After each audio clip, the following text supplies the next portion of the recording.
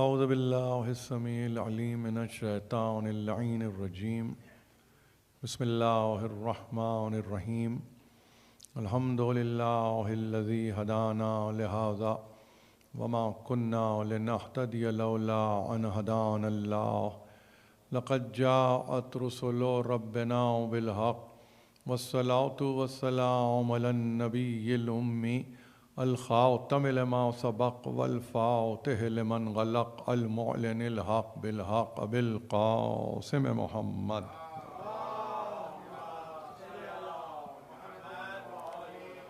وأهل بيته الطيبين الطاهرين المعصومين المظلومين الذين أذهب الله عنهم الرجس وطهرهم تطهيرا.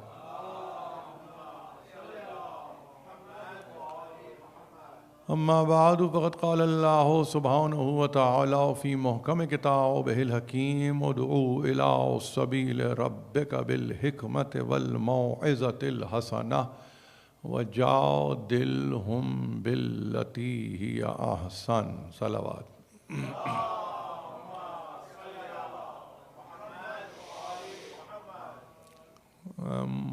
29 صفر اور اس تاریخ میں ہم آ چکے، دن تمام ہو گیا اور اب گویا انتظار ہے چاند کا کہ کب اس تعلق سے کوئی اطلاع اب تک آتی ہے. بہرحال جیسے کہ اعلان کیا گیا کہ کل یہاں میری تقاریر اپنے انتہا پہ پہنچیں گی اور کل میری آخری تقریر ہے. یہ بڑے اہم ایام رہے آپ کے لیے، خاص طور پہ سفر کا مہینہ، اور اس بابت کہ جہاں ایک نہیں 2 روایتیں آپ کے پاس ہیں امام ہشتم کے تعلق سے، اور دوسری روایت بھی کوئی غیر اہم نہیں ہے. یعنی اگر اس پر آپ جا کے نگاہ ڈالیں تو 29 صفر کی بھی اپنی بڑی اہمیت ہے. اور ظاہر ہے کہ میں نے ہمیشہ سے یہ کہا ہے اپنی تقاریر میں، اگر ایک سے زیادہ آپ کو تاریخیں مل رہی ہیں تو گھبرانے کی ضرورت نہیں ہے، پہلی چیز. دوسری چیز یہ کسی فیصلے کو اختیار کرنے کی ضرورت نہیں ہے. تیسری بات یہ کہ اگر موقع مل رہا ہے تو اور بڑھ کر اور کھل کر اس امام کے تعلق سے گفتگو کی جائے. یہ مواقع ہیں جو ہمیں مہیا کیے جاتے ہیں. لگتا یوں ہے جیسے کہ تاریخ میں اختلاف ہے. لفظ اختلاف استعمال نہ کریں، اس کو کہیے کہ یہ اتفاق ہے کہ دونوں تاریخیں آپ تک پہنچ رہی ہیں، اور اگر یہ دونوں تاریخیں آپ تک پہنچ رہی ہیں تو ہو سکتا ہے اس میں بھی کوئی رہنمائی کی صورت ہو، آپ کو کسی طرف متوجہ کیا جا رہا ہے. ایک دن اور اس ایک دن میں 1 گھنٹے کی کوئی مجلس ہو اور اس کے بعد یہ کہیں کہ ہم نے اپنے فرض کو ادا کر دیا، مناسب بات تو نہیں ہے. لیکن اس کے ساتھ ساتھ اگر ایک موقع مل رہا ہے ایک اور تو اس کو بھی دیکھ لیجئے. اسی طرح سے ولادت کے طور پر آپ دیکھیں تو ذرا سا اور دیکھیں. اب دیکھیے بات آ گئی تو ذہن بھی آمادہ ہے یہ کہنے کے لیے کہ ہم ہیں 1448 ہجری میں، اور امام ہشتم کے تعلق سے ایک بات یاد رکھیے کہ ان کا سن ولادت ہے 148 ہجری. 148 ہجری یعنی اگر آپ کتابوں کو اٹھا کے دیکھ لیجئے تو آپ کے پاس یعقوب کلینی، شیخ صدوق اور شیخ مفید، یہ وہ 3 نام ہیں کہ جنہوں نے اپنے معروضات جو کہ ان کی کتابوں کی صورت میں موجود ہیں، تینوں نے 148 ہجری 11 ذیقعت کو اختیار کیا ہے. اس اعتبار سے یہ 1300 سال ولادت کے ہو رہے ہیں امام رضا صلوات اللہ وسلامہ علیہ کے.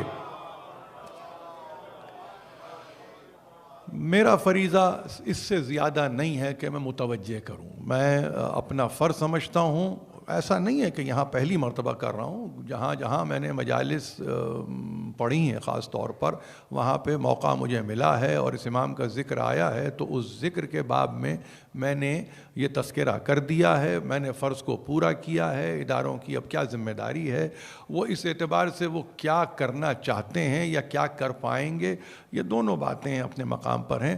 لیکن دیکھا یہ گیا ہے کہ جب اس طرح کی تاریخیں آتی ہیں تو وہ احباب کے جن کا تعلق فقط اس اعتبار سے نہیں ہوتا ہے کہ وہ یہ کہیں کہ علامت کے طور پہ نہیں، بلکہ وہاں وہ اس بات کے لیے آمادہ ہوں کہ یہ نہ صرف یہ کہ ہماری ضرورت ہے یا ہماری خواہش ہے، بلکہ ہمارے فرائض منصبی میں یہ فرض ہے کہ 1300 برس مکمل ہونے پر ہم کچھ کرنا چاہتے ہیں۔ ظاہر ہے کہ اب یہ میں رضوی سادات سے تو نہیں کہوں گا کہ وہ چونکہ سادات رضوی ہیں تو فقط ان کی ذمہ داری بنتی ہے، بھائی اثنا عشری ہیں تو اور ہر امام کو ماننے والے ہیں تو وہ طے کریں کہ ان کو کیا کرنا ہے۔ سجیشن تو میری طرف سے کچھ بھی نہیں ہوگا اس سلسلے میں کہ کیا کیا جانا چاہیے، اس لیے کہ فقط جسمانی اعتبار سے لوگ بالغ نہیں ہیں، عقل کے اعتبار سے بھی لوگ بالغ ہیں، تو ان کو معلوم ہونا چاہیے کہ ایسے مواقع پر وہ کیا اقدامات کیے جائیں جن کے نتیجے میں کم از کم محفل یادگار ہو جائے۔ اور بات بھی دیکھیے ہم کر رہے ہیں ولادت کی۔ اب اگر ایک اور بات سننا چاہتے ہیں وہ بھی سن لیجئے کہ جہاں پہ آپ یہ کہیں کہ ان کی ولادت کے 1300 برس ہو گئے، بھائی 148 ہجری امام جعفر صادق کی شہادت کا سال ہے۔ اب اس اعتبار سے اگر آپ دیکھیں گے تو ان کی شہادت کے 1300 برس ہو گئے۔ میں یہ اختر آصف صاحب کو دیکھ رہا ہوں اور یہ بڑے ذمہ دار آدمی ہیں اور میں نے ہمیشہ ان کو ذمہ دار پایا ہے اور انہی کو متوجہ کر رہا ہوں خاص طور پر کہ اب یہ بہت ہی صف اول کے شاعر ہیں، اور اس لیے نہیں کہ میں کہہ رہا ہوں، ان کے کلام نے ثابت کیا ہے، ان کی ذمہ داری بنتی ہے کہ یہ کچھ اس طرح کا کلام تشکیل دیں، مرتب کریں، مربوط کریں، نظم کریں، لکھیں کہ جس کے نتیجے میں اگر آپ یہ کہیں کہ ہاں بھائی ولادت امام رضا کے تعلق سے 1300 سال مکمل ہونے پہ کچھ کہا جا سکتا ہے تو کہیے۔ اسی طرح سے امام جعفر صادق کی شہادت کے تعلق سے 1300 سال مکمل ہو رہے ہیں، کچھ کہہ سکتے ہیں، کہیے۔ اس لیے کہ یہی چیزیں ہمارے لیے پرسان حال بنیں گی روز محشر۔ یہی چیزیں جو آپ کام کرتے ہیں نا، یہی آپ کا خیال رکھنے والی چیزیں وہاں پہ، اور کوئی خیال نہیں رکھے گا، کوئی بھائی بہن بھتیجا بھانجا ماں باپ کوئی خیال رکھنے والے نہیں، آپ ہی کا عمل پرسان حال اگر بن جائے وہاں پر تو آپ یقین جانیے وہی شفاعت ہے۔ اور اس سے زیادہ لفظ شفاعت کی میں تشریح نہیں کر سکتا، مطلب اگر یہ کہنا چاہیں کہ کچھ نہ کیا ہو مگر وہ شافع بن جائیں، ہم نے ان کے لیے کچھ کام ہی نہ کیا مگر وہ شفاعت پہ آمادہ ہو جائیں، میں نے کسی قسم کی اس طرح کی شفاعت کا کورس میرے سامنے نہیں ہے کہ جس کو میں نے دیکھا ہے۔ ہاں کچھ کیجئے تاکہ یہ کہنے کے آپ قابل ہوں کہ شہزادی ہم نے پوری کوشش کی، ہم نے پوری کوشش کی۔ اب آپ اگر قبول کر لیتی ہیں تو ظاہر ہے کہ ہمارے لیے اسی میں نجات ہے۔ تو اب یہ باتیں اگر میں کر رہا ہوں تو اس امام کے تعلق سے ظاہر ہے کہ 29 سفر ہے، 29 سفر میں ابھی ہمارے دیکھیے نا رضا عابدی صاحب نے یہاں پہ مرثیہ پڑھا امام رضا کے تعلق سے۔ اہم مراسیوں میں یعنی اہم مراسی ہیں یہ کہ جو کم کم سننے میں آتے ہیں اور کم کم پڑھے جاتے ہیں، مگر خود اس میں پوری روایت شہادت کی موجود ہے، بشرطے کہ غور سے سنیں، وقت پر آئیں لوگ، اور آنے کے بعد کم از کم یہ کہہ کے آئیں، سوچ کے آئیں کہ نہیں بھائی یہ بھی ایک درس کی منزل ہے، یہاں سے بھی ہمیں درس لینا چاہیے۔ اب اگر یہ آپ اپنے لیے کر لیتے ہیں تو سمجھ لیجئے کہ خود وہ احباب کے جو کسی وجہ سے کتابوں کے تعلق سے متوجہ نہیں رہتے ہیں تو ان کے لیے خود یہ چلتا پھرتا درس ہو جاتا ہے۔ یقین جانیے یہاں پہ آتے ہیں، یہ مسند پہ آپ نے سنا، ممبر پہ کسی شاعر کو سنا، کھڑے ہو کے کسی نوحہ خان کو سنا، اب یقین جانیے صحیح معنی میں اگر اصناف سخن کو برتا جائے اور اس کو پہنچایا جائے تو اس میں خود دروس موجود ہیں، اور جب یہ درس آپ تک پہنچتے ہیں اسی کو آپ باہر نکلتے ہوئے کہتے ہیں کہ ہمارے علم میں ہے کہ آج کی تاریخ کیا ہے، ہم جانتے ہیں۔ یعنی آپ کا شاعر، آپ کا نوحہ خان، آپ کا سوز خان آپ کو اتنا آمادہ کر دیتا ہے کہ ہمارے جو عمومی ہمارے یوں سمجھیے کہ سامعین ہیں وہ اپنے آپ کو تیار پاتے ہیں کہ بھئی ہم سے پوچھئے کہ آج کی تاریخ کیا ہے۔ تو یہ بڑی ذمہ داری کا کام ہے، اس ذمہ داری کے کام میں آپ بھی تھوڑی سی اپنی توجہات کو مبذول کیجئے، اور چونکہ ادارے میں گفتگو کر رہا ہوں تو ذمہ داری فرد کی نہیں ہوتی ہے، ادارے کی ذمہ داری ہوتی ہے۔ یہ زندہ قومیں، زندہ کمیونٹیز میں یہ گفتگو کی جاتی ہے کہ یہ جو کچھ بھی ہے یہ ادارہ اس کا ذمہ دار ہے، اور ظاہر اگر ذمہ دار ہے تو پوری ذمہ داری ادا کرے اور بتائیں کہ بھائی ہم اس سلسلے میں کیا کرنا چاہتے ہیں۔ دیکھیے نا، ہم کس کا تذکرہ کر رہے ہیں؟ امام ہشتم کا تذکرہ کر رہے ہیں۔ آئیے ایک روایت کو پڑھ لیتے ہیں، سن لیتے ہیں، دیکھ لیتے ہیں، سمجھ لیتے ہیں۔ بحر الانوار ہے، ملا باقر مجلسی ہیں لکھنے والے، اب ترجمہ کرنے والے ظاہر ہے آپ کے سامنے مولانا حسن امداد ہیں اعلی اللہ مقامہ۔ انہوں نے کہا، ابو سلط ہروی بیان کرتے ہیں کہ میں نے خود سنا اور سامنے سے سنا محمد ابن اسحاق ابن موسیٰ ابن جعفر سے، میں نے سنا اور جب میں نے سنا تو کیا سنا؟ میں نے یہ سنا کہ وہ کہتے ہیں کہ میرے پدر گرامی، یعنی محمد کہہ رہے ہیں کہ ان کے پدر جو اسحاق ہیں، اسحاق کون ہے؟ حضرت موسیٰ بن جعفر کے ایک صاحبزادے کا نام ہے۔ انہوں نے کہا کہ میں نے اپنے والد سے سنا کہ وہ یہ کہہ رہے تھے، ہم سے ہمارے پدر گرامی نے کہا کہ دیکھو یہ علی ابن موسیٰ الرضا جو تمہارا بھائی ہے، یہ عالم آل محمد ہے۔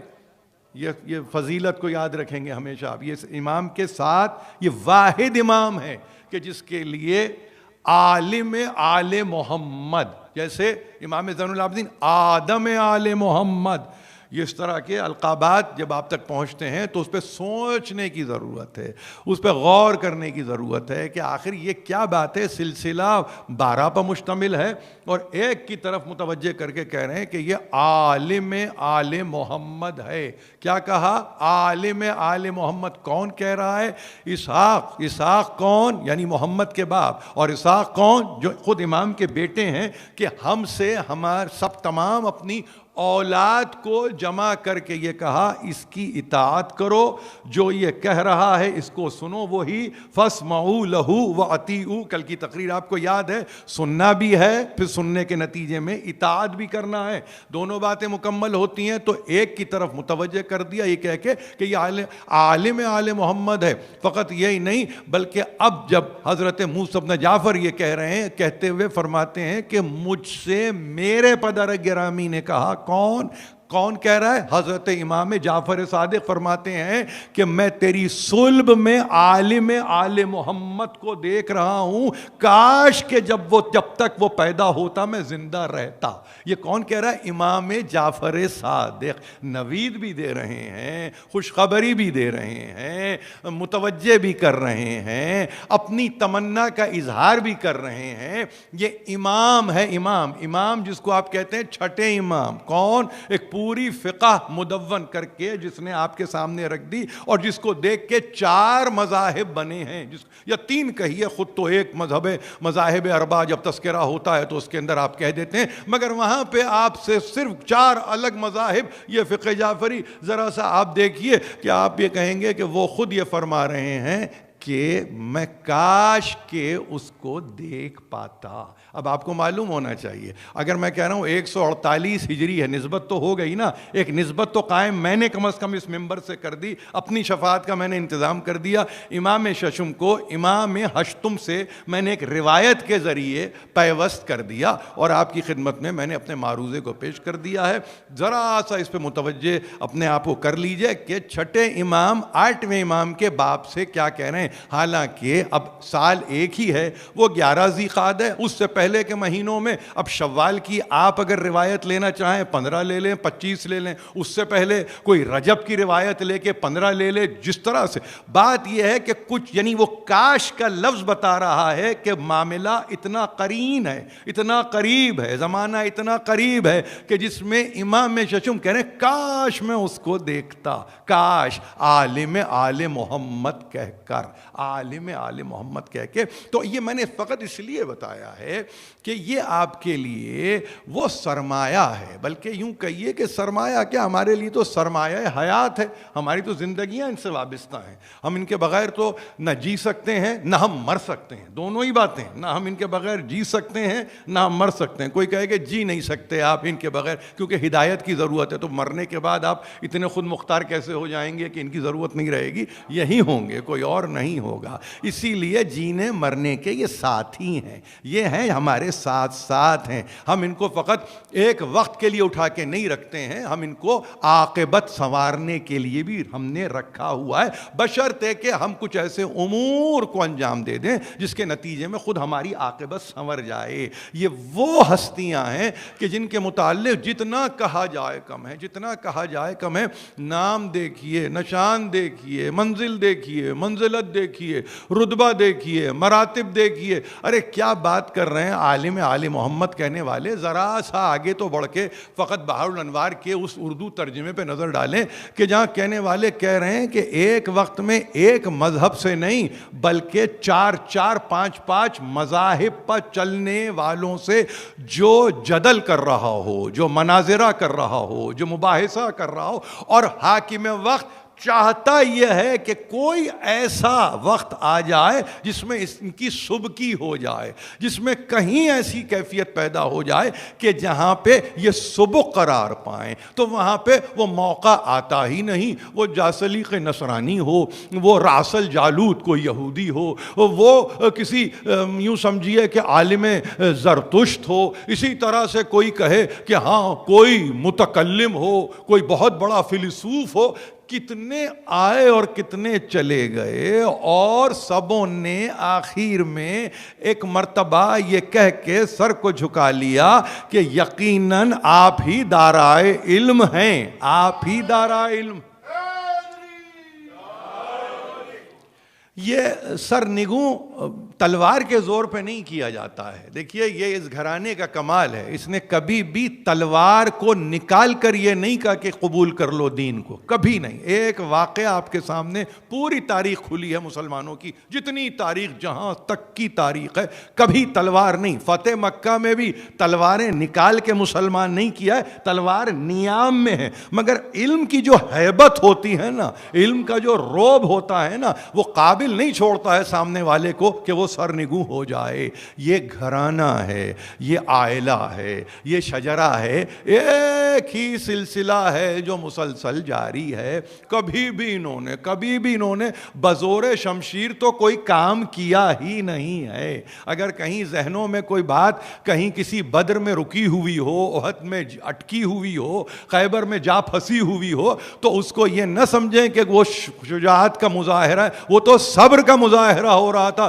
جسے آپ نے شجاعت کا نام دے دیا. وہ علی کے صبر کی منزل ہے. اب وہ اتنی بلند ہے, دنیا اس سے واقف نہیں ہے. میں اس کا ظاہر ہے کہ میرے پاس کوئی مداوع نہیں ہے, مگر ابھی تو کسی نے جرأت کو, شجاعت کو دیکھا ہی نہیں. ابھی تو صرف صبر کو دیکھا ہے. صبر ہی اتنی بلند مرتبہ شے بن رہی ہے کہ جہاں آپ کہہ رہے ہیں اچھا یہ صبر نہیں ہے شجاعت ہے, نہیں یہ شجاعت نہیں صبر ہے. یہ وہ کمال ہے کہ جس کو آج تک لکھنے والا اگر لکھنا چاہے تو صحیح معنی میں ڈسائفر نہیں کر سکا ہے کہ ہم اس کو نام کیا دیں. اس کو بریوری کہیں یا اس کو پیشنس کہیں. اور اگر اس کو پیشنس کہتے ہیں تو تلوار نکالنے کے معنی کیا ہیں, اور اگر ہم اس کو یہ کہہ دیں کہ بھائی بات یہ ہے کہ یہ تلوار نکالی ہے تو پھر صبر کا کہاں دخل ہے, تو کیا کہا جا سکتا ہے؟ آج تک کا رائٹر, اتنے ماڈرن دور میں ہم جی رہے ہیں کہ جہاں بریوری کا خانہ الگ ہے, پیشنس کا خانہ الگ ہے, مگر طے نہیں کر پا رہے ہیں کہ آخر ان کا عمل کیا تھا جس کو انہوں نے اختیار کیا ہے. دونوں صورتوں میں ہدف ایک ہی ہے کہ دیکھو اسلام لانا ہے, تمہیں تسلیم کرنا ہے, اس حد تک آمادہ ہو جاؤ. باقی ایمان تمہارا کہاں تک ہے, کب تک ہے, کس وقت تک ہے, یہ ذمہ داری تو مرسلین کی بھی نہیں ہے, مبشرین کی بھی نہیں ہے, اس کی ضمانت کوئی نہیں دیتا ہے. لیکن ہم جہاں تک چاہتے ہیں وہ یہ کہ دیکھو اپنے سر کو جھکا لو. اب وہ سر کس طرح جھکتا ہے؟ بر بنائے علم جھکتا ہے. ایسا نہیں ہوتا. ہمارے پاس یہ مجالس دیکھیے واضح مثال ہیں, اور نہیں ہے تو ہونا چاہیے. کس اعتبار سے کہہ رہا ہوں؟ اگر علم ہے اور علم کے سامنے آپ کا سر جھک رہا ہے تو سمجھ لیجئے اسی کو آپ شجاعت کہتے ہیں, اسی کو آپ شجاعت کہتے ہیں. یہ کس کے کس صورت میں آتا ہے؟ یقیناً صبر کے نتیجے میں آتا ہے. عالم سے بڑا صابر کوئی نہیں ہوتا ہے. اگر وہ عالم ہے تو وہی صابر ہے, اور اگر وہ صابر ہے تو اس کو کسی سند کی ضرورت نہیں ہے. بالکل مجالس کی کیفیت یہی ہے کہ ہم جب مجلسوں کا انعقاد کرتے ہیں تو کوشش ہماری یہ ہوتی ہے کہ علم جلوہ فگن ہو, علم اپنے آپ کو اس طرح سے ظاہر کرے جس کے نتیجے میں اغیار آپ کے پاس کھینچے چلے آئیں, زبردستی زیر دستی کے نتیجے میں نہیں, بلکہ اس طرح سے کہ جس کے نتیجے میں آپ یہ کہیں کہ انہوں نے اختیار کیا ہے اس مجلس میں آنے کو. جب مجلس میں آنے کو اختیار کیا جاتا ہے تو یقین جانیے ہم یہاں بلانے کے بعد کچھ نہیں کرتے ہیں, بلکہ ہماری تمنا یہ ہوتی ہے کہ ہم وہی کریں جو امام رضا صلوات اللہ وسلامہ علیہ نے چاہا ہے. بآواز بلند صلوات. مجلسوں میں آنے والوں سے تقاضا کچھ نہیں ہے سوا اس کے کہ دیکھو آ رہے ہو تو یاد رکھو یحیی فیہ امرنا, احیا کرو ہمارے امور کا مجلس میں بیٹھ کر. یہ لفظ بڑا اہم ہے, بڑا اہم لفظ ہے. امور, ہمارے امور کا احیا کرنا ہے تمہیں. آپ سمجھ رہے ہیں؟ احیاء امور امامت کے لیے مجلس ہے. اگر کوئی آ رہا ہے اور اگر آنے کے بعد یہ کہہ رہا ہے کہ ہم آ کے کچھ اپنے دل کی باتیں کر کے جائیں گے, تو وہ دل کی باتیں کرنے کی جگہ مجلس نہیں ہے, وہ مجلس مقام ہی نہیں ہے. باہر جائیے کہیں اور کوئی کنارہ ڈھونڈیے, کارنر ڈھونڈیے, بہت سے ہائٹ پارک نظر آئیں گے, وہاں چلے جائیے اور وہاں جا کے دیکھیے کہ گفتگو کتنی ہوتی ہے اور کہاں تک ہو سکتی ہے. مجلس کو خراب نہ کریں. مجلس کے لیے آئیں تو تمام لوازمات کے ساتھ جیسے آپ آتے ہیں نا, تمام احتیاط کے ساتھ, یعنی جس کو کہتے ہیں نا انتہائی محتاط روی کا نام ہے مجلس. مجلس کو کوئی آ کے غیر محتاط رویے سے آ کے کہے کہ یہ مجلس میں آیا ہوں, نہیں. کس لیے آئے ہو مجلس میں؟ جی مجلس سننے آئے. کس بات کی مجلس ہے؟ یقیناً مجلس ہے. بیٹھنا, جہاں بیٹھک ہے وہ مجلس ہے, جو بیٹھک ہے وہ مجلس ہے. لغت میں وہ مجلس ہو گئی, مگر بتاؤ کہ لغت کی مجلس کا وہ مجلس سے جس کا امامت سے تعلق ہے فرق کیا ہے؟ لغت میں مجلس موجود ہے, 4 لوگ بیٹھ جائیں کہیں مجلس. تو بھائی مجلس کس بات کا نام ہے؟ امام رضا فرما رہے ہیں یحیی فیہ امرنا. یاد رکھو ہمارے امور کو, ہمارے امر کو, چلیے اس کو واحد ہی رہنے دیجئے, ہمارے امر کی احیا کا مرکز مجلس بنے. اب اگر کوئی پوچھے کہ آپ کا امر کیا ہے, ہمارے امر کی احیا, خدا کی قسم اس سے آسان کوئی بات ہی نہیں ہے. امر بمانی ہے ذکر, یعنی ہمارے ذکر کو قائم کر دو, اس کا احیا کرو, یعنی کیا گئے پھر اس کو دہراؤ. احیا کا مطلب یہ نہیں ہے ایک دفعہ اس کی خبر لینے کے بعد پھر اگلے سال ملیں گے, نہیں. اس کی خبر اس طرح نہیں لی جاتی ہے. مسلسل تذکرہ کرتے رہو, مسلسل تذکرہ کرتے رہو, اور جہاں تک تذکرہ ہوگا وہاں تک تمہاری کیفیت یہ ہوگی کہ تم احیا کر رہے ہو ہمارے امر کا. جو احیا کرتا ہے, دیکھیے جو احیا کرتا ہے اسی کو کسی زمانے میں مجدد بھی کہتے تھے. اگر کوئی تجدید کر رہا ہے یعنی وہ کسی بات کا احیا کر رہا ہے. جب احیا کر رہا ہے تو اس کا مطلب اس کو زندہ رکھنے کی کوشش کرنا احیا ہے. اب اگر احیا کر رہا ہے تو بس یاد رکھیے امور امامت کے احیا کی منزل کا نام فرش عزا مجلس حسین ہے.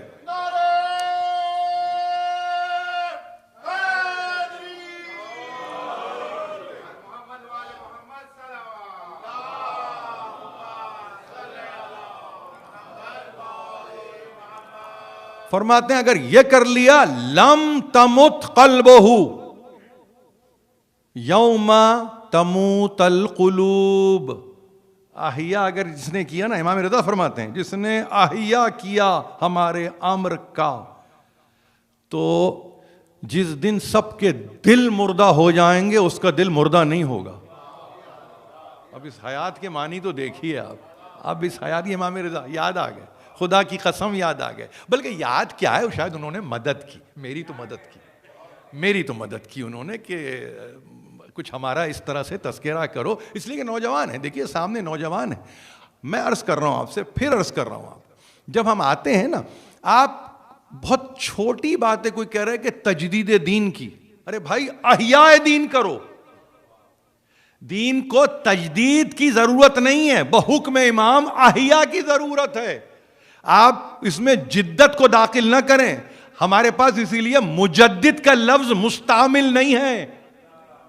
ذرا فکری بات ہے، اس کو سمجھ لیجئے، اس کو سمجھیں، نوجوان سمجھیں. ریفارمر انگریزی بہت اچھا لفظ لگتا ہے انگریزی میں. مطلب کیا چاہ رہے ہیں آپ؟ مارٹن لوتھر کے برابر کھڑے ہونا چاہ رہے ہیں؟ تو بتا دیجئے آپ کا، اگر یہ تو آپ کے لیے. مگر امام آپ کو وہاں نہیں دیکھنا چاہ رہا ہے نا. امام تو چاہتا ہی نہیں کہ آپ اس صف میں نظر آئیں. وہ ریفارمنگ کی تو بات ہی نہیں کر رہا ہے. وہ تو کہہ رہے ہیں کہ تم اس کو جیتا جاگتا زندہ رکھو. یعنی تم میں ہم وہ قوت دیکھتے ہیں بفضل خدا، بفیض آل مصطفیٰ. قوت کیا ہے؟ تم میں تو حیات دینے کی قوت ہے. کیا عجیب بات عرض کر رہا ہوں آپ سے. تم میں تو ہم نے جو قوت رکھی ہے کہ جہاں ہمارا ذکر نہ ہو رہا ہو وہاں تم آتے ہو، ذکر کو جاری کر دیتے ہو. احیا تو تم کر رہے ہو.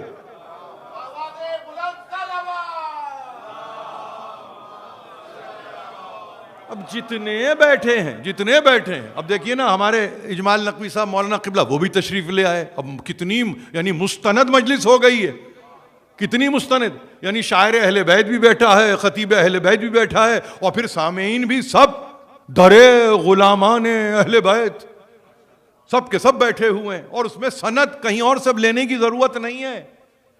سند لینے کی ضرورت ہی نہیں ہے. حدیث کو بیان کر دیجئے اور اس کا ترجمہ کر دیجئے، وہ کافی ہے.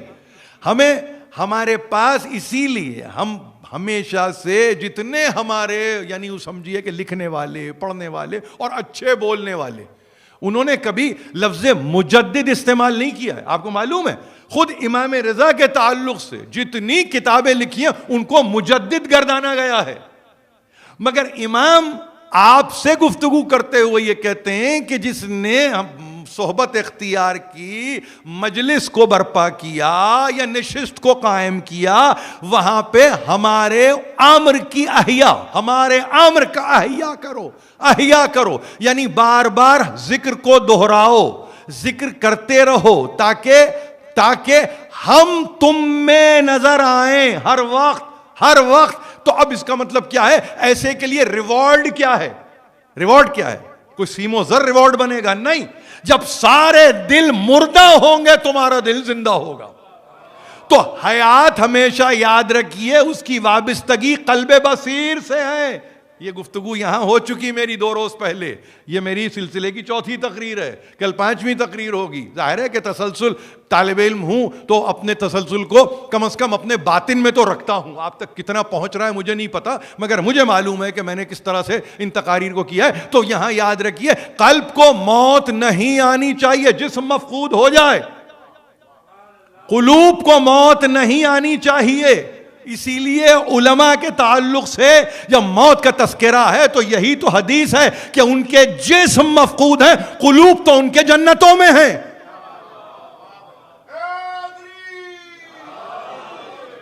قلوبہم فی الجنان واجسادہم فی العمل. تو اگر آپ یہ کہیں کہ اس گفتگو کو ذرا سا امام ہشتم کے تناظر میں اس تاریخ کو سامنے رکھ کر ذرا سا بیان کیا جائے اور دیکھا جائے کہ کیا چاہتے کیا ہیں. کیا وہ آپ کو چاہتے ہیں کہ آپ نہ جئیں؟ مجھے بتائیے، ہم امام رضا کی تاریخ میں بیٹھے ہیں، کیا چاہتے ہیں وہ؟ آپ کی حیات چاہتے ہیں؟ آپ کہیں گے جی. کیسے پتا چلا آپ کو؟ اس لیے کہ وہ چاہتے ہیں کہ تمہارا قلب مردہ نہ ہو، تمہارا قلب جیتا جاگتا رہے. لفظ حواس کے ساتھ نہیں، لفظ جذبے کے ساتھ نہیں، بر بنائے علم. حواس نہیں، حواس تو خمسہ ہیں، ختم ہو جائیں گے. ایک وقت آئے گا لامسا نہیں رہے گا، ذائقہ نہیں رہے گا، باصرہ نہیں رہے گا، سامعہ نہیں رہے گا، شامہ نہیں رہے گا. ایک وقت آئے گا ایموشنز ختم ہو جائیں گے. وہ جو بڑے ایموشنل ہوا کرتے تھے، 4 لوگ ان کے سرانے کھڑے ہوں گے، وہ شاید زیادہ ایموشنل ہو رہے ہوں گے. یہ تو اتنے آنسو بہاتا تھا، اب تو ایک آنسو نہیں ہے، ختم ہو گیا ایموشن، جذبہ بھی ختم. کیا رہ گیا؟ کیا لے کے جا رہا ہے؟ یہ تو بتائیے. تو پتا چلا قلب بصیر. کیسے بنا قلب بصیر؟ قلب منیر کیسے بنا؟ قلب منیر کچھ نورانیوں کو دل میں بسانے کے نتیجے میں بنا ہوگا نا، کچھ انوار کو سینے میں رکھنے کی وجہ سے رہا ہوگا نا۔ موت نہیں آتی بشرطے کہ ہمارے ذکر کو مسلسل باقی رکھا جائے۔ تو کسی بڑے کی کوئی حکمت تو رہی ہوگی نا، 1400 برس سے ذکر حسین کر رہے ہیں، اب بتاؤ کتنے مر گئے ذکر حسین کرنے والے؟ کوئی مرتا ہے؟ کوئی نہیں مرتا، اس لیے کہ مسلسل احیا ہو رہا ہے، مسلسل احیا ہے۔ یہ احیا کا عمل خواص سے نہیں عوام سے کروایا جا رہا ہے، بشرطے کہ مودت اہل بیت ہو۔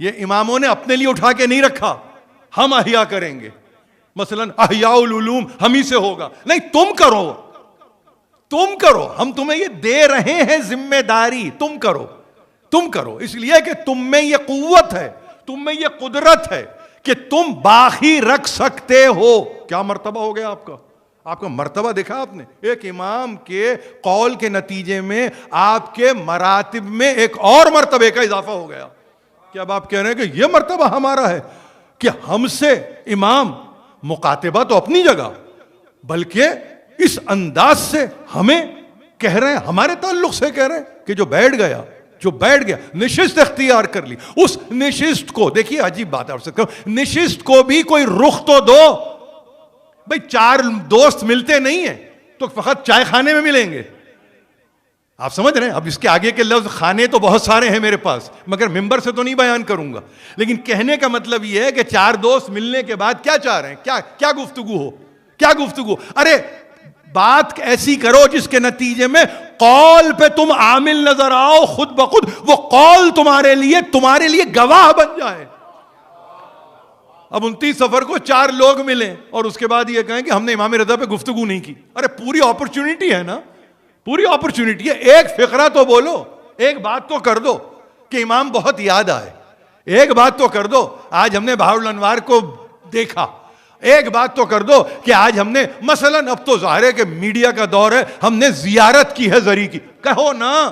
جو آپ کے لیے مواقع ہیں آپ کو انہی مواقع میں رکھ کر آپ سے مطالبہ کیا جا رہا ہے، آپ کو آج کے دور میں رکھ کے 1400 سال پرانا مطالبہ نہیں ہے۔ دیکھیں نا، یہ قول کو بھی سمجھیے، یہ قول آج کے لیے ہے، آپ سے کوئی نہیں کہہ رہا کہ غزالی ہو جاؤ، فارابی ہو جاؤ، جابر ابن حیان بن جاؤ، آپ سے کوئی نہیں کہہ رہا ہے، آپ سے کہہ رہے ہیں جتنی کیپیسٹی ہے بربنا علم، میں کہہ چکا ہوں، جتنا علم ہے اس علم کو سامنے رکھو، یعنی مستحضر رکھو، اس کے نتیجے میں تذکرہ کر دو۔ جس نے تذکرہ کیا اس نے گویا احیا کر دیا۔ تذکرے کا احیا کرنے کی قوت رکھنے والوں کو مجلسی کہتے ہیں۔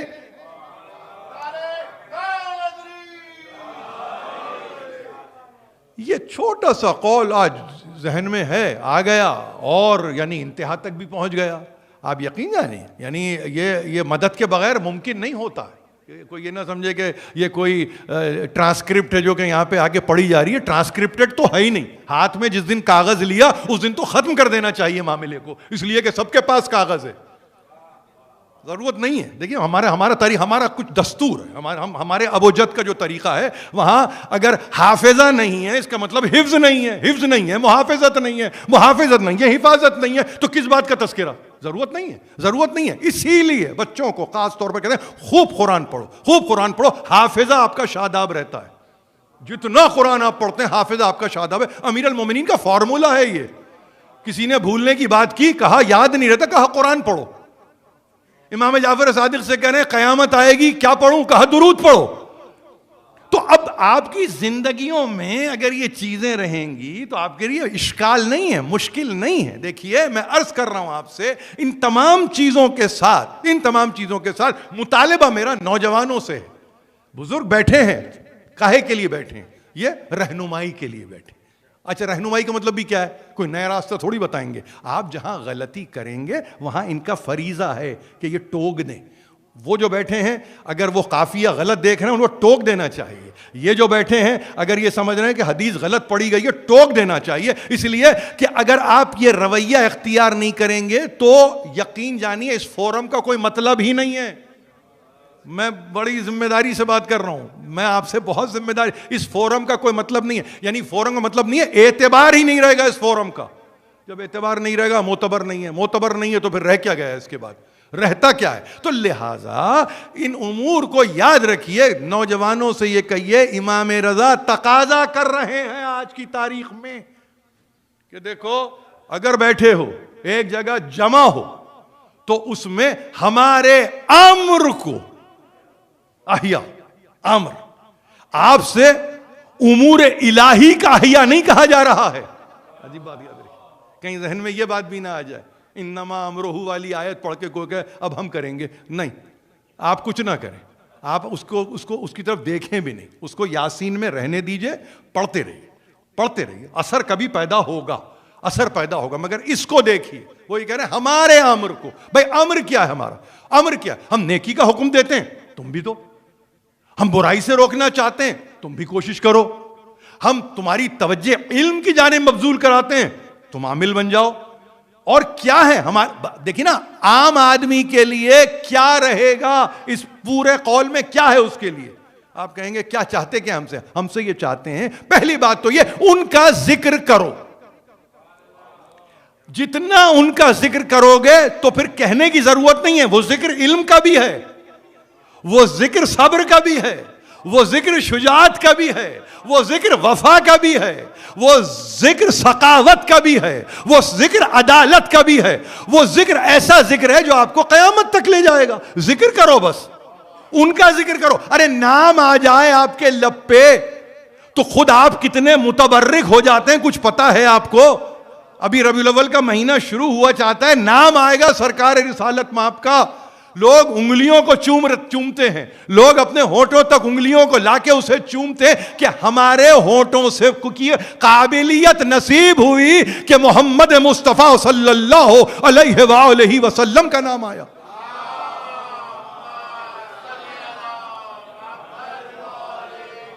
جن کا نام آپ کے ہونٹوں کو معتبر بنا دے تو آپ کا قلب معتبر نہیں ہوتا کیا؟ آپ کیا سمجھ رہے ہیں؟ یہ کچھ چیزیں ہیں جن کو میں چاہتا تھا اور میں نے چاہا اس کو کم از کم آج کی مجلس میں اس اختصار کو ذرا سا ایک افتخار کی صورت میں پیش کروں اور میں کہوں کہ ذرا دیکھیے تو کس کا ذکر ہو رہا ہے, کس کا ذکر ہو رہا ہے. اور پھر وہ یہ نہیں کہتے فقط یہی نہیں ہے, دیکھو یاد رکھو یقیناً توفیق چاہیے. من سأل اللہ التوفیق ولم یجتہد فقد استہزی بنفسہ. امام رضا فرماتے ہیں یقیناً یہ سارے کاموں کے لیے توفیق کی ضرورت ہوتی ہے. اب دیکھیے پھر امام رضا توفیق کی ضرورت ہوتی ہے, مگر آپ یہ کہیں سوال کر رہا ہے توفیق کا, کوشش کرتا نہیں ہے. آپ سمجھ رہے ہیں؟ من سأل اللہ التوفیق ولم یجتہد, کوشش ہی نہیں ہے, مسلسل توفیق, پروردگار میری توفیقات میں اضافہ فرما, کوشش کر رہے ہو. تو جواب آپ کو پتا کیا ہے؟ خود امام نے جواب دے دیا, فقد استہزی بنفسہ, گویا وہ اپنی ذات کا مذاق اڑا رہا ہے. کیا عجیب بات ہے یہ کیا عجیب بات ہے یہ, ذرا سمجھیے, اس پہ غور کیجئے. میں کیا عرض کروں آپ سے کہ توفیقات الہی کے ہم طالب ہیں, بالکل ہیں. ہم مجلس میں آتے ہیں, یقیناً آتے ہیں, ممبر پہ بیٹھنے والا بھی کہہ رہا ہے, سامع بھی کہہ رہا ہے, مگر اسے کوشش کچھ نہیں ہے, نہ ممبر پہ بیٹھنے والا اور نہ ہی سامع کہ کم از کم جا کے کوشش کر لے کہ بھئی کیا پڑھا گیا, کیا سن کے آ رہا ہوں, ایک نظر اور دیکھ لوں. کیوں نہیں غلطی ہو سکتی انسان سے؟ کیوں نہیں ہوگی؟ مطلب وہ خطیب ہوگا تو غلطی نہیں ہوگی کیا؟ اس سے ہوگی, ہونا چاہیے. تبھی تو احساس ہوگا کہ ہاں کچھ کمی ہے, تبھی تو احساس ہوگا کہ کچھ اور حاصل کرنے کی ضرورت ہے. اس میں فرق, پریشانی کیا ہے؟ پریشانی کیا؟ آپ کے لیے تو فورم کھلا ہوا ہے, دونوں طرف ہے. تو اب امام یہ فرما رہے ہیں کہ دیکھو توفیق کی بات کرتے ہو مگر صورت تمہارے پاس کوشش کی نہیں ہے. اب لم یجتہد، اسی سے جہد بھی نکلے، اسی سے مجاہدہ بھی نکلے، اسی سے اجتہاد بھی نکلے، اسی سے مجتہد بھی نکلے، سب اسی سے نکلے گا. مگر توفیقات کے سب طالب، کوشش الف سے یہ تک کسی کی نہیں. آپ سمجھ رہے ہیں؟ اور اس کے بعد یہ کہہ رہے ہیں کہ کیا ہوتا ہے، یہ کوئی کہہ نہیں سکتا تھا کہ کیا ہوتا ہے. امام ہے تو کہہ رہے ہیں فقد استہزئ بنفسہ، استہزاء کر رہا ہے، اپنا ہی مذاق، وہ اپنا ہی مذاق اڑا رہا ہے، کسی اور کا مذاق نہیں اڑا رہا ہے، وہ اپنا مذاق. یعنی انسان ایک ایسا بھی انسان ہے کہ جو خود اپنا مذاق اڑا رہا ہے. ایسے ہوتے ہیں انسان. اب ان کو اگر نہ بتایا جائے تو آپ کہیں کہ بھائی کیوں نہیں بتاتے؟ بھائی ہمارے بتانے کی کیا ضرورت ہے؟ امام کہہ رہے ہیں نا.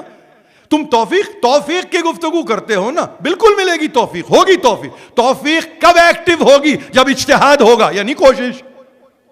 توفیق ایکٹیو ہی نہیں ہوتی ہے. اب آپ کہہ رہے ہیں ہم نے تو بڑی اللہ سے دعا کی. بچے کہتے ہیں امتحانوں کے بعد خاص طور پہ کہ بڑی ہم نے تو کوشش کی، بہت ہم نے کوشش کی، مگر کچھ نہیں ہو. بھائی کیسی کوشش تھی بتاؤ تو صحیح. تو اب ذرا سا وضاحتوں میں جائیں گے تو خود پریشانی ہو جاتی ہے. لہٰذا نہیں، ہم نے آپ دعا کیجئے ہمارے لیے. ارے بھائی ہم دعا یقیناً کریں گے، مگر یہ بتائیے کہ آپ نے کتنی کوشش کی.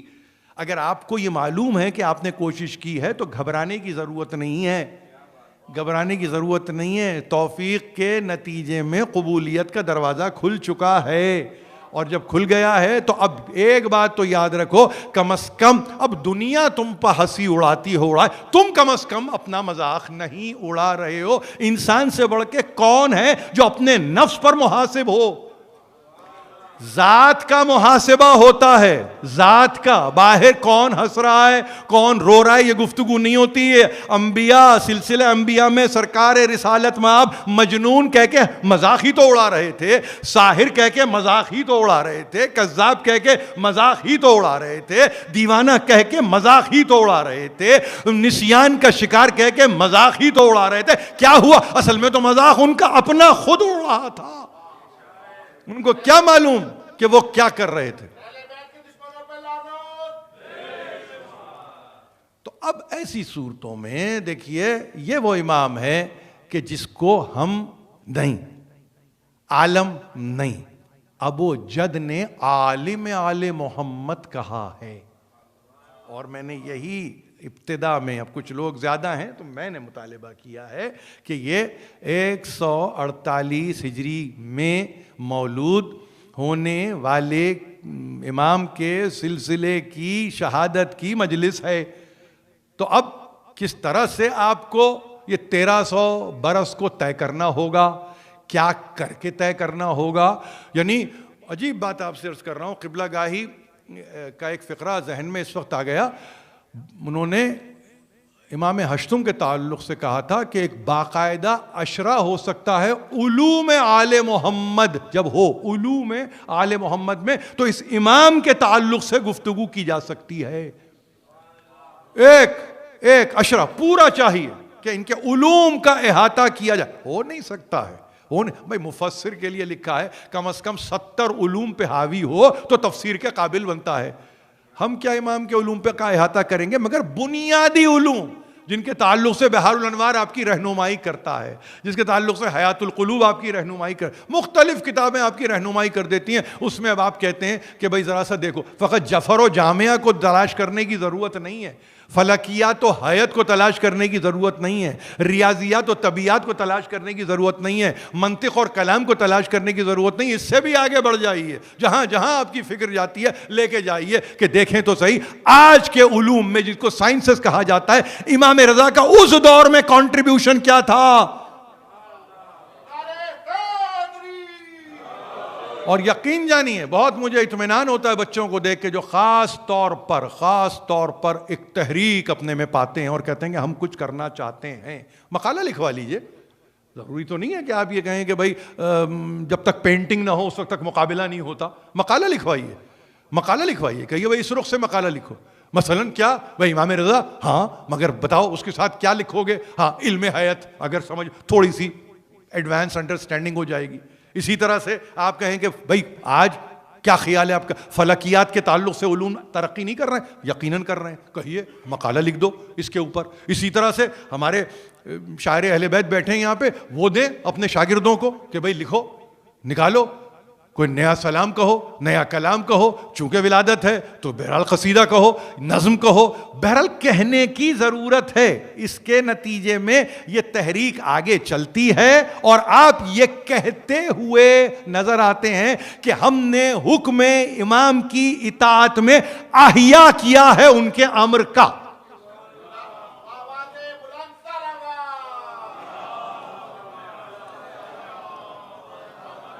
اب تاریخ پوری آپ کے سامنے رکھی ہے. جتنے میں نے کہا مذاہب ہیں سامنے آ رہے ہیں, رد و قد ہو رہی ہے, بحث و مباحثہ ہو رہا ہے, مناظرے ہیں, سب کچھ اپنے مقام پر ہیں. اور میں نے کہا ہے کہ جو بیٹھا ہے گدی پر بیٹھا ہے, وہ یہ چاہتا ہے کہ کبھی ان کی تذلیل ہو جائے, کبھی ان کی تضحیک ہو جائے, کبھی ان کی توہین ہو جائے. یعنی جس کو کہتے ہیں نا کہ سرفیس کے اوپر, سطح کے اوپر تو انتہائی مرید کہ آپ ہیں فرزند رسول, لیکن جب سر جھک رہے ہیں دیگر ادیان کے اور دیگر مذاہب کے, تو وہاں دل ہے کہ اس میں پیچ و تاب, ایک کیفیت ہی عجیب ہے, کیفیت ہی عجیب ہے کہ یہ کیا ہو رہا ہے. اب وہ دل جھک نہیں رہے, دل مائل ہو رہے ہیں.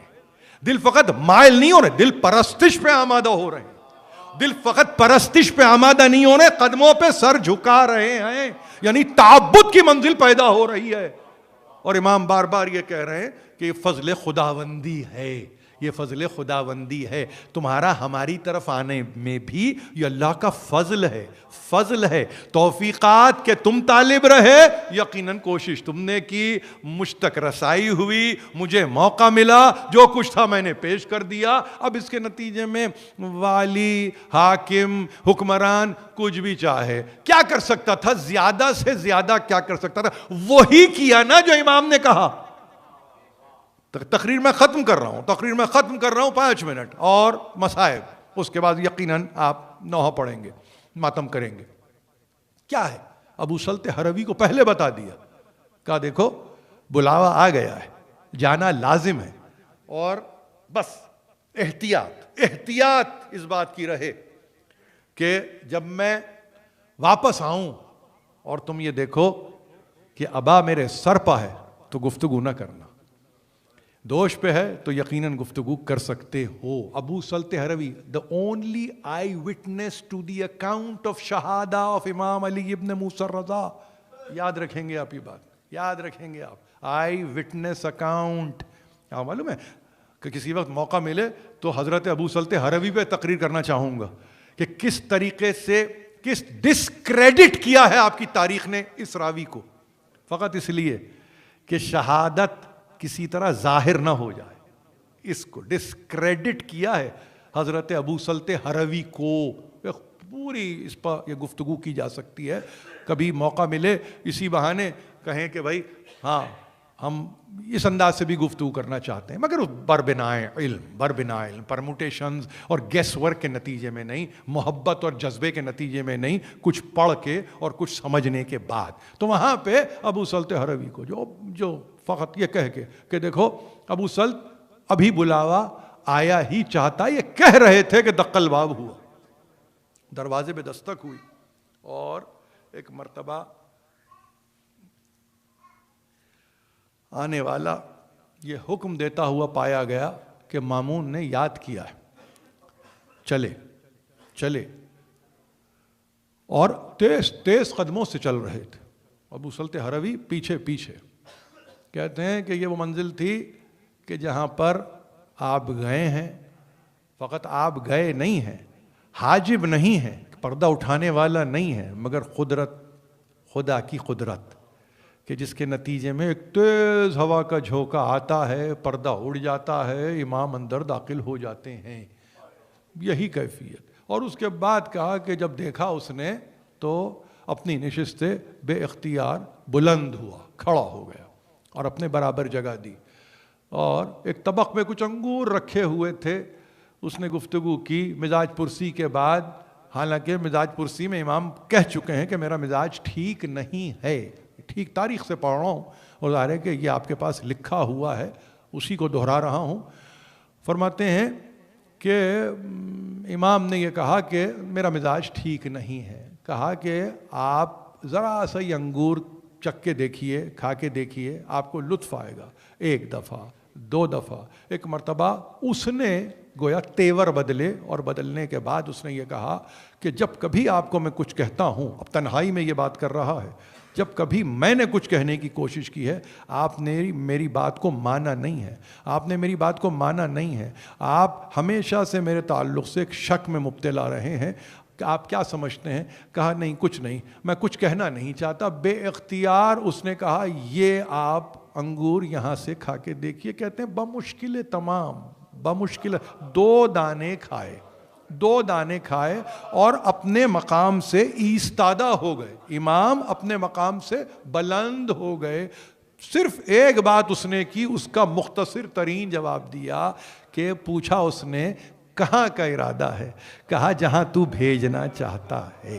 یہ تاریخ میں ریکارڈڈ اسٹیٹمنٹ ہے۔ کہاں کا ارادہ ہے؟ امام کہہ رہے ہیں جہاں تو بھیجنا چاہتا ہے۔ یہ کہہ کے چلے، واپس آئے۔ ابو سلط ہروی کہتے ہیں قسم بخدا میں نے جس رفتار کو دیکھا تھا آتے ہوئے، اب جب میں نے دیکھا تو ابا سر پر آ چکی تھی، سر پر ابا آ چکی تھی، قدم آہستہ آہستہ اٹھ رہے تھے۔ کہا پہنچے ہیں اپنے مکان تک تو پیر متورم ہو چکے تھے، پیر سوج چکے تھے، پیر متورم ہو چکے تھے۔ ایک مرتبہ بس اتنا کہا دیکھو اب کوئی آئے تو نہ آنے دینا، ہم اپنے اتاق میں جا رہے ہیں۔ 2 دقیقے اپنے اتاق میں گئے۔ ابو سلط کہتے ہیں میں بہت پریشان تھا، میں بہت حیران تھا، کیا کروں کیا نہ کروں۔ کچھ دیر بعد وہ دروازہ جو مقفل تھا میں نے دیکھا، بمشکل تمام ایک بچہ جس کا سن 8 برس کا ہوگا، یا ابتا بابا کہتے ہوئے دوڑتا ہوا آ رہا ہے۔ میں نے ہاتھوں کو جوڑ کے پوچھا شہزادے آپ کہاں سے تشریف لا رہے ہیں؟ کہا میں مدینے سے آ رہا ہوں۔ کہا کیسے آئے؟ کہا لانے والے نے مجھے یہاں تک پہنچا دیا۔ ایک مرتبہ اتاق کا دروازہ کھولا، ابو سلط ہروی نے بیان کیا کہ میں نے دیکھا امام اٹھے، باہوں میں بیٹے کو لے لیا۔ تقی جواد خوب آئے، تقی جواد خوب آئے۔ ابو سلط ہروی کہنے لگے کانپ اٹھا، راشا پیدا ہوا، میں باہر چلا گیا۔ کچھ دیر نہ گزری تھی، تقی جواد نے پوچھا ابو سلط یہاں پانی کا انتظام ہے؟ یہاں پانی کا اہتمام ہے؟ کہا مولا یہاں کچھ نہیں ہے۔ بے اختیار اشارہ کر کے کہا وہاں پانی تیار ہے۔ کہا میں نے جا کے دیکھا، قسم کھاتا ہوں اس سے پہلے پانی وہاں نہیں تھا، پانی موجود ہو گیا۔ اسی طرح سے جب بات آئی کہ کہاں حنوط ہے کہاں کفن ہے، ساری چیزیں حاضر ہوتی گئیں۔ بچے نے غسل بھی دیا، بچے نے کفن بھی پہنایا، تابوت بھی کہیں رکھا ملا، تابوت میں بے اختیار امام کو لٹا دیا گیا۔ یکایک میں نے دیکھا آسمان جیسے کھل چکا ہو، تابوت بلند ہوا۔ میں نے ہاتھوں کو جوڑ کے کہا یہ بتائیے کہ یہ تابوت کہاں گیا؟ کہا تقی جواد نے ابو سلط یاد رکھ جب کوئی امام کہیں کسی دوسرے وطن میں مرتا ہے تو زیارت کے لیے اپنے جد کی قبر پہ جاتا ہے، گھبرا نہیں، آ جائے گا۔ تابوت آیا، تابوت کو رکھا، دیکھا امام تقی جواد چلے گئے۔ ابو سلط ہروی نے کہا کچھ دیر بعد مامون بھی روتا ہوا آیا، اس کے احباب بھی روتے ہوئے آئے۔ میں ساری تاریخ پڑھتا ہوں مگر میں فقط یہ کہتا ہوں مولا غربت میں آپ کا دم نکلا، بیٹا تو آیا نا، مگر وہ امام کہ بہت قریب بیٹا ہے، آپ کا لاشا کربلا میں پڑا ہے، وہ بیٹا کیا کرے جس کے ہاتھوں میں ہتھکڑیاں ہو، پیروں میں بھی۔